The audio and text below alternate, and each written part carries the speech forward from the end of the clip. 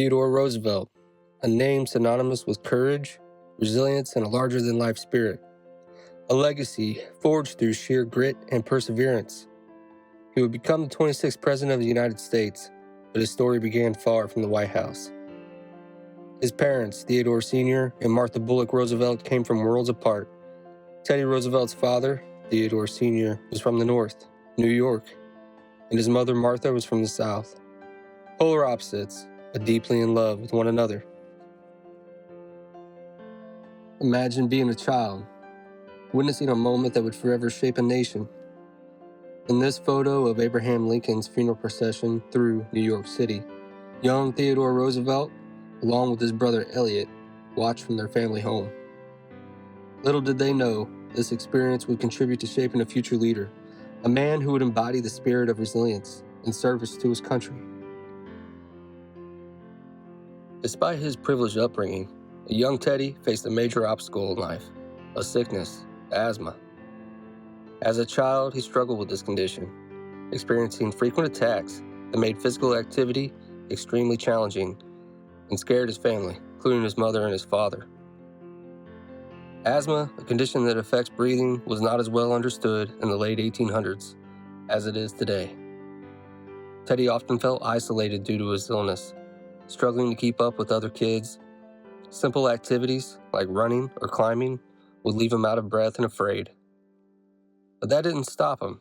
Young Roosevelt was determined to fight against his limitations. He learned early on that he could not allow asthma to define him. With the encouragement of his family, especially his father, Theodore Roosevelt Sr., he began physical training to build strength and stamina. Roosevelt engaged in various physical activities, whether it was hiking in the outdoors, boxing, or lifting weights. He transformed the adversity of asthma into a motivation to live a vigorous life, what he would later term the strenuous life. He famously said, "Far better it is to dare mighty things, to win glorious triumphs, even though checkered by failure, than to rank with those poor spirits who neither enjoy much nor suffer much." This philosophy fueled his tenacity throughout his life. His asthma may have shaped his early years, but it also taught him resilience, an essential trait that he carried into his presidency.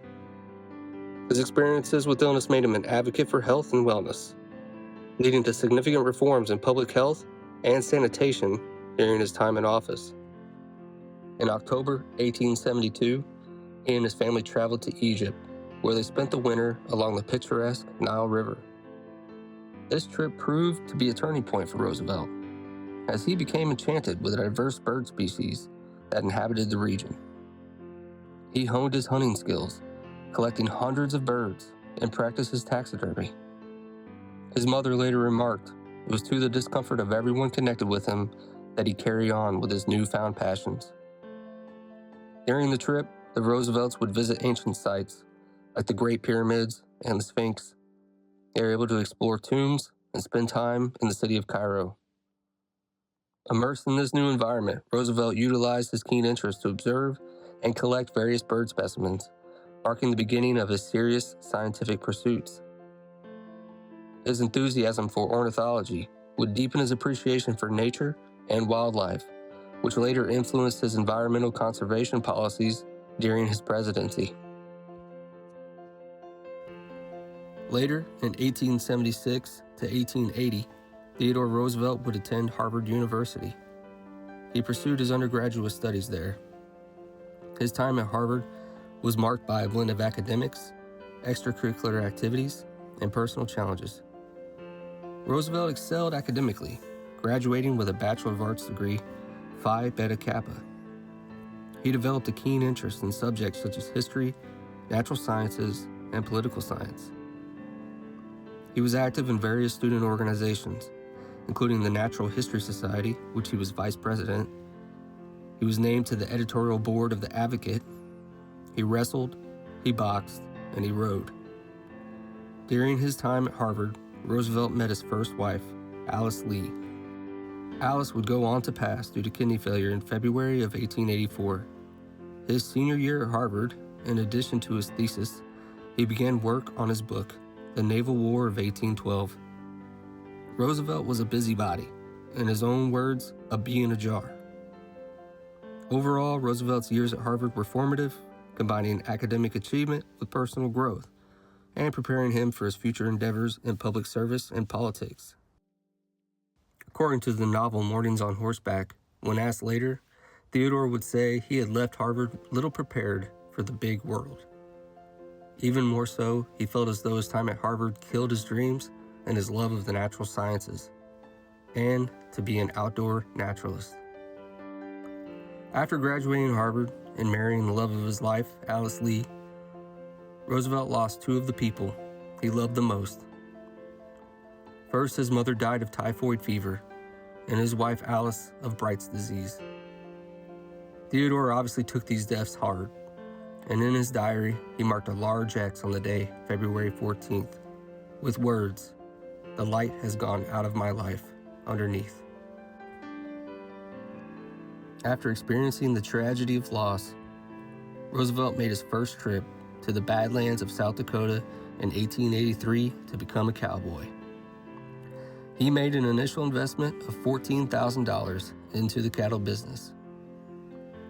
While there are plenty of stories to tell about his time in the Badlands, two stories in particular really stand out that contribute to the legacy of Teddy Roosevelt as being a tough, no-nonsense, larger-than-life character.